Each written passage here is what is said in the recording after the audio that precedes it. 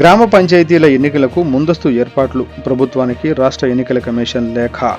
వచ్చే ఏడాది ఏప్రిల్ 2కు ముగుస్తున్న సర్పంచుల గడువు.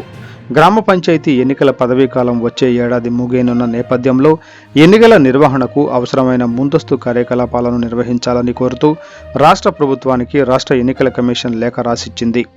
వచ్చే ఏడాది ఏప్రిల్ 2వ తేదీ నాటికి గ్రామ పంచాయతీల పదవీ కాలం ముగియనుంది. అప్పటిలోపు ఎన్నికలను నిర్వహించాల్సి ఉంది. అందుకోసం సర్పంచులు, వార్డు సభ్యుల రిజర్వేషన్లు, డీలిమిటేషన్ ఖరారు వంటి ముందస్తు ఎన్నికల కార్యకలాపాలను పూర్తి చేయాల్సి ఉంది. ఫ్రీ ఎలక్షన్ షెడ్యూల్, డీలిమిటేషన్, రిజర్వేషన్లు ఖరారు ప్రక్రియను అక్టోబర్ 15లోగా పూర్తి చేసుకోవాలి. అక్టోబర్ 16 నుంచి నవంబర్ 15 లోపు వార్డుల వారీ ఓటర్ల జాబితాను సిద్ధం చేయాలి. నవంబర్ 1 నుంచి 15 దాకా రిటర్నింగ్ అధికారులను నియమించుకోవాలి. నవంబర్ 16 నుంచి పోలింగ్ స్టేషన్లు ఏర్పాటు చేసుకుని తుది జాబితా సిద్ధం చేయాలి.